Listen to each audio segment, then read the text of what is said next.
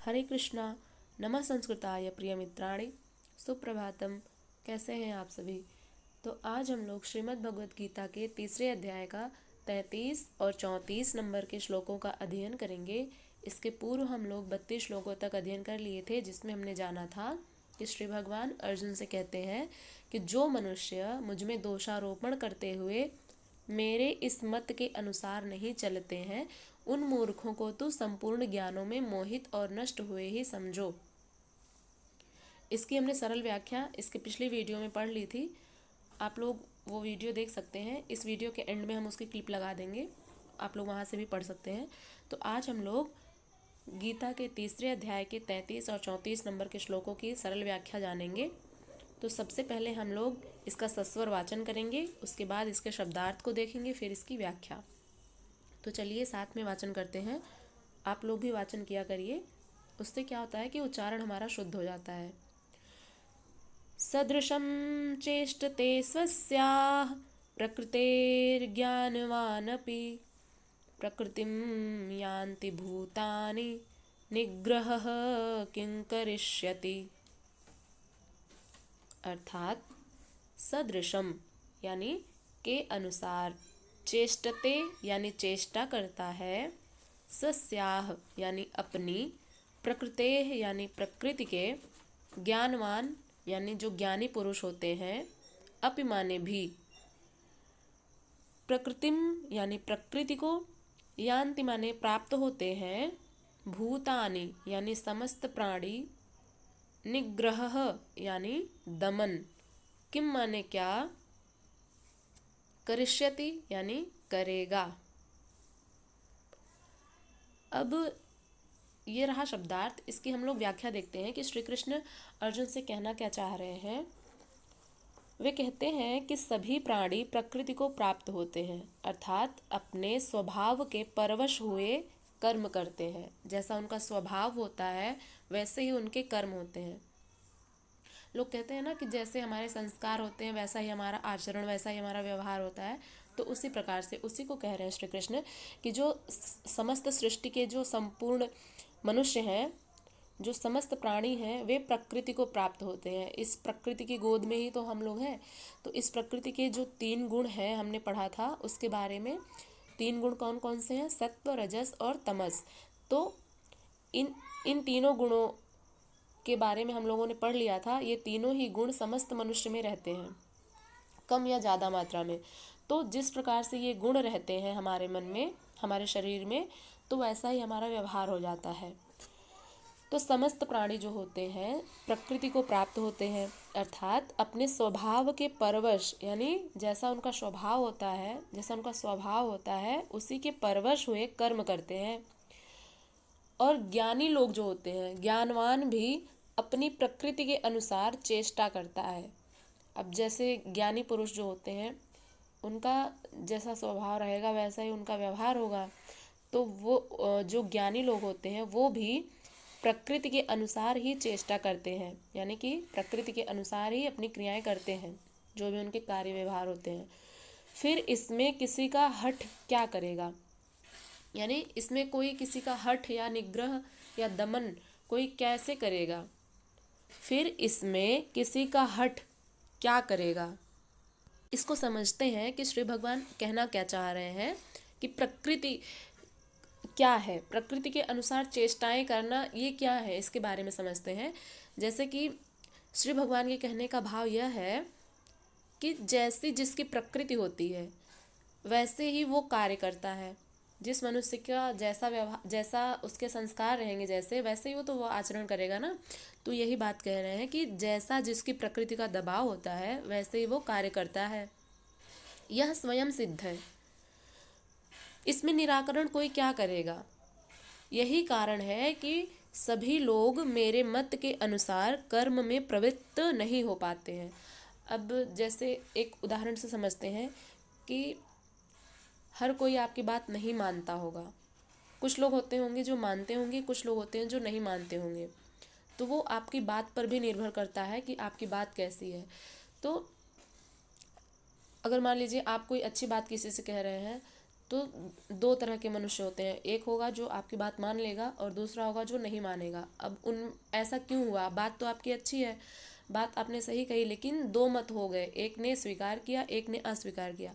तो ऐसा क्यों हुआ कि जैसी उसकी प्रकृति थी, जिसने स्वीकार किया उसकी प्रकृति आपकी बातों से मिल गई तो वो स्वीकार कर लिया, और जो जो अस्वीकार किया है उसकी प्रकृति आपकी बातों से नहीं मिली तो उसने अस्वीकार कर दिया। तो इसी प्रकार से श्री भगवान कहते हैं कि जैसी जिसकी प्रकृति रहती है, जैसा जिसका आचरण रहता है, जैसे उसके संस्कार रहते हैं, वैसे ही मनुष्य का व्यवहार होता है। तो इसी प्रकार से जो हम लोग गीता पढ़ रहे हैं, यहाँ पर श्री भगवान के ये समस्त जो वचन हैं, जो श्लोक में संग्रहित किए गए हैं, इसको बहुत लोग मानते हैं, बहुत लोग नहीं मानते हैं। अब जो मानते हैं उनकी प्रकृति इन गीता के इन श्लोकों में कहे गए वचनों से मिलती होगी, इसीलिए वो मानते हैं, जैसे कि हम और आप लोग हैं। तो ऐसे ही कुछ लोग हैं जो मानते ही नहीं हैं, तो ये उनकी प्रकृति, उनका व्यवहार होता है। तो यही बात श्री कृष्ण समझा रहे हैं कि यही कारण है, श्री कृष्ण कहना चाह रहे हैं कि यही कारण है कि सभी लोग मेरे मत के अनुसार कर्म में प्रवृत्त नहीं हो पाते हैं। मेरे मत के अनुसार, इसका भाव यह है कि इसके पूर्व के जो श्लोक थे उसमें श्री भगवान ने अर्जुन से क्या कहा था कि हे अर्जुन तुम युद्ध करो, यही मत था उनका ना, श्री कृष्ण का। तो श्री भगवान हम लोगों से वही कह रहे हैं कि युद्ध करो। तो अब जैसी जिसकी प्रकृति रहेगी, जैसा जिसका व्यवहार रहेगा, वैसा ही वो श्री कृष्ण के वचनों को आत्मसात करेगा। तो इसीलिए श्री कृष्ण कहते हैं कि सभी लोग, यही कारण है, प्रकृति ही एकमात्र कारण है जिससे कुछ लोग मेरी बात मानते हैं, कुछ लोग मेरी बात नहीं मानते हैं।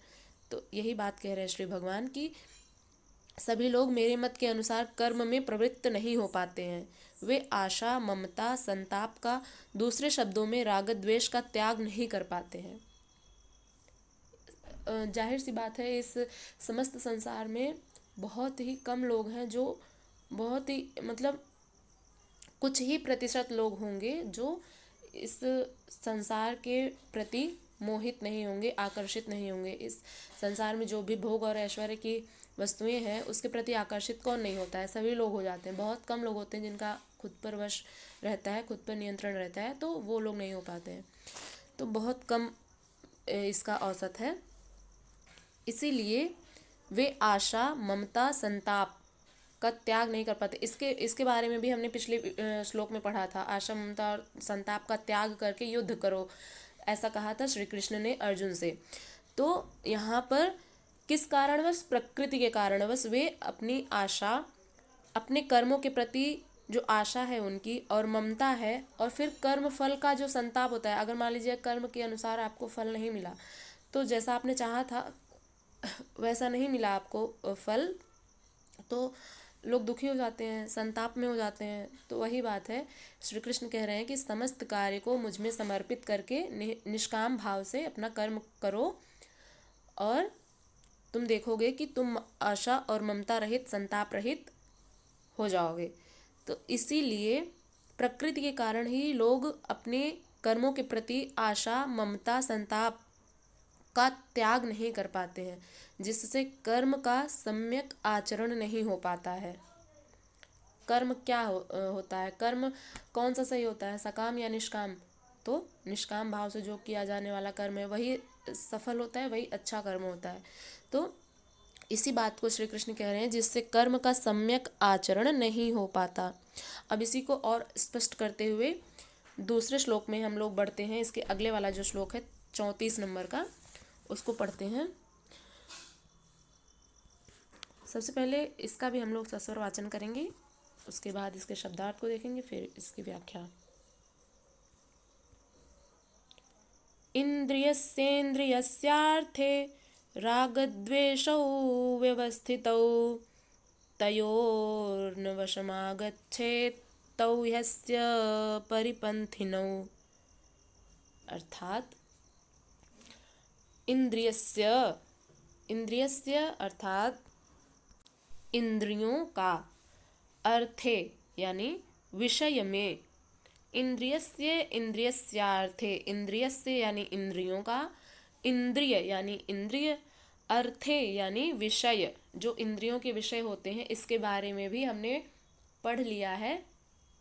पिछले अध्याय में पढ़ा था हमने। जो इंद्रिय के जो विषय होते हैं, हम बता देते हैं कि जो हमारी इंद्रियां होती है ना, जो हमारी इंद्रियां 5 इंद्रियां होती हैं, आँख, कान, नाक, जीभ और त्वचा, इनके विषय होते हैं।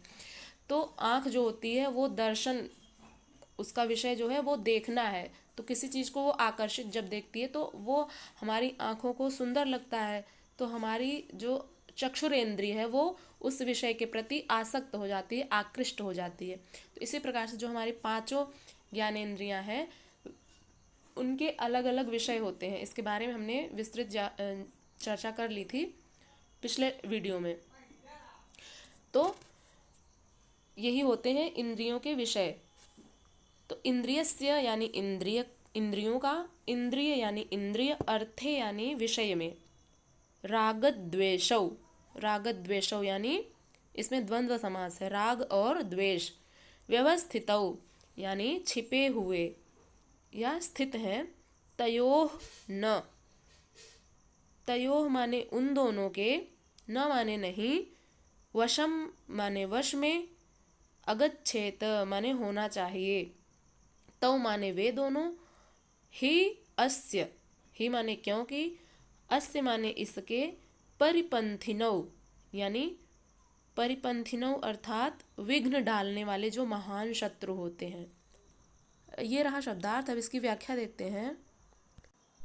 इसकी व्याख्या इस प्रकार से है। इंद्रिय, इंद्रिय के अर्थ में अर्थात प्रत्येक इंद्रिय के विषय में राग और द्वेष छिपे हुए स्थित हैं। जैसा कि हमने अभी बताया कि प्रत्येक इंद्रिय का कोई न कोई एक विषय जरूर होता है, तभी तो वो आसक्त होगी उस प्रकार का। जब उसके सामने विषय आएगी, कोई वस्तु आएगी, तो उसके प्रति वो आसक्त हो जाती है। तो इसीलिए यहाँ पर कह रहे हैं श्री कृष्ण कि इंद्रिय के, इंद्रिय माने जो इंद्रिय हमारी हैं, 5 ज्ञानेंद्रियां जो हैं, उनके प्रत्येक इंद्रिय के प्रत्येक विषय होते हैं। मनुष्य को उन दोनों के वश में नहीं होना चाहिए। किन दोनों के वश में नहीं होना चाहिए? अभी जो हमने पढ़ा, ये जो है ना राग और द्वेष, ये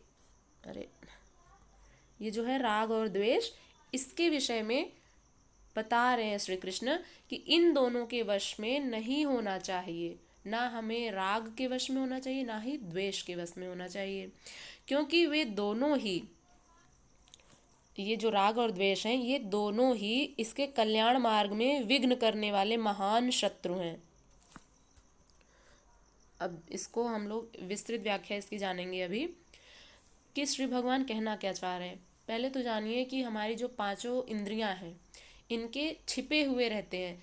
जैसे आप लोग पढ़े होंगे ना, संचारी भाव, रस आता है एक टॉपिक, उसके बारे में आप लोग पढ़े होंगे, सभी ने पढ़ा है। तो उसमें जो संचारी भाव होते हैं वो समस्त मनुष्य के भीतर रहते हैं। वो उनकी संख्या क्या कितनी होती है? 33 होती है। तो संचारी भाव जो होते हैं वो प्रत्येक मनुष्य में छिपे होते हैं, है ना, सुसुप्तावस्था में होते हैं।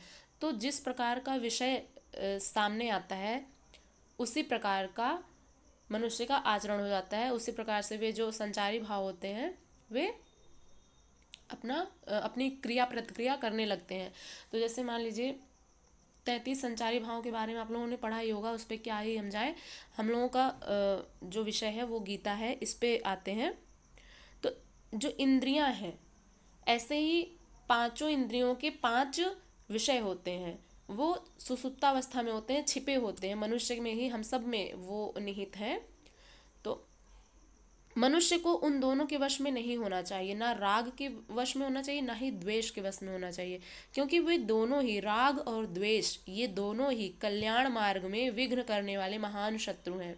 अब जैसे मान लीजिए अगर आपको राग हो जाएगा किसी के प्रति, राग है ना, राग यानी कि वही अनुराग जो होता है, किसी के प्रति आप आसक्त हो गए, वो होता है राग। और द्वेष, किसी से आप द्वेष कर रहे हैं, जलन कर रहे हैं, ईर्ष्या कर रहे हैं, तो वो भी आपके कल्याण मार्ग में बाधा बनेगा। तो ये जो राग है, किसी विषय के प्रति आसक्ति, और जो द्वेष है, आप किसी के लिए अपने मन में घृणा रख रहे हैं, जलन रख रहे हैं, ईर्ष्या भाव है, तो ये दोनों ही आपके कल्याण मार्ग में बाधा बनते हैं। ये महान शत्रु हैं आपके कल्याण मार्ग में।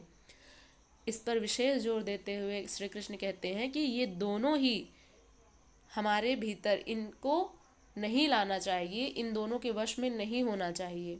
किसी भी मनुष्य को राग और द्वेष में नहीं पड़ना चाहिए, क्योंकि ये हमारे कल्याण मार्ग में विघ्न करने वाले महान शत्रु हैं। अब इसको और आसान भाषा में समझते हैं, खुद पर लागू करके। आप सभी लोग खुद पर लागू करिएगा कि श्री भगवान यहाँ पर कहना चाह रहे हैं, हम लोगों को समझाना चाह रहे हैं कि जैसे हम लोगों को अभी पढ़ा ना हमने राग और द्वेष, तो किसी विषय के प्रति आसक्ति और द्वेष किसी मनुष्य के प्रति जलन, ईर्ष्या की भावना, ये जो दो चीज़ें हैं इनके वश में नहीं होना चाहिए। अब इसको व्याख्यायित कर रहे हैं हम, समझिएगा इसको, कि हमारा जो शरीर है ना वो क्षेत्र है, इसमें सजातीय और विजातीय दोनों प्रवृत्तियां, विद्या और अविद्या रहती हैं, जो माया के दो अंग होते हैं। अब इन्हीं प्रवृत्तियों का पार पाना ही सजातीय प्रवृत्ति को साध कर विजातीय का अंत करना ही युद्ध है। अब हमें बाहर लड़ाई नहीं लड़नी है, हमें अपने अंतःकरण में ही खुद से लड़ाई लड़नी है, क्योंकि जब शत्रु हमारे भीतर है, हमारा शत्रु क्या है? इंद्रियां हैं, इंद्रियों के जो विषय हैं वे ही हमारे शत्रु हैं। तो हमें बाहर किसी से लड़ाई नहीं लड़नी है, हमें खुद से ही खुद की लड़ाई लड़नी है। अंतःकरण में ही हमारा द्वंद्व खुद चल रहा है, राग द्वेष का, तो वो खुद ही अंतर्द्वंद्व चल रहा है। तो इसीलिए सबसे पहले खुद पर काम करना चाहिए। तो जो सजातीय और विजातीय प्रवृत्तियां होती हैं, इन्हीं का पार पाना ही, और सजातीय प्रवृत्तियों को साध कर विजातीय का अंत करना ही युद्ध है।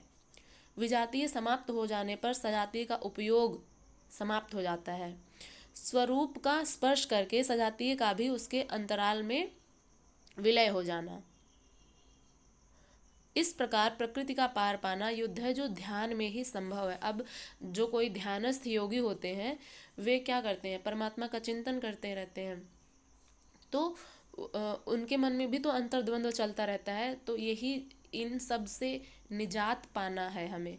तो ये कब संभव होगा? जब हम ध्यानस्थ होंगे, ध्यान की अवस्था में होंगे, परमात्मा का लगातार चिंतन करेंगे, तो राग और द्वेष धीरे धीरे समाप्त होने लगते हैं, जब हमारी समाधि परमात्मा में लगने लगती है धीरे धीरे। तो इसी बात को कह रहे हैं श्री कृष्ण कि राग और द्वेष के समन में समय लगता है। ये है ना, अभी हमने पढ़ा था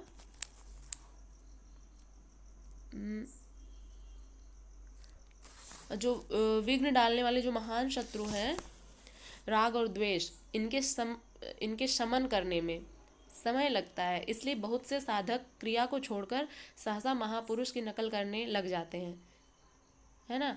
तो जैसे साधक होते हैं जो साधना करते हैं, वो अपनी क्रिया को छोड़ करके, अपनी साधना को छोड़ करके सहसा महापुरुष जो होते हैं उनकी नकल करने लगते हैं कि हम भी उन्हीं के जैसा बन जाएंगे। तो अब इसके विषय में अगले श्लोक में पढ़ेंगे हम लोग, उसमें श्री भगवान क्या बोलेंगे उसके बारे में। बहुत ही इम्पोर्टेंट श्लोक है कल का, तो उसको हम लोग कल की वीडियो में पढ़ेंगे। आज के लिए इतना ही, हम मिलेंगे अगली वीडियो में। तब तक के लिए नमः संस्कृताय। और आप लोगों को इन दोनों व्याख्याओं में से कुछ भी संशय हो, कहीं पे भी समझ ना आया हो, तो आप लोग निसंदेह पूछ सकते हैं, हम उसका यथासंभव उत्तर देंगे। और आप लोगों का फीडबैक आता है तो हमें बहुत अच्छा लगता है। अपना फीडबैक देना बिल्कुल मत भूलिएगा। हम लोग मिलेंगे अगली वीडियो में, अपना ध्यान रखिएगा। नमः संस्कृताय।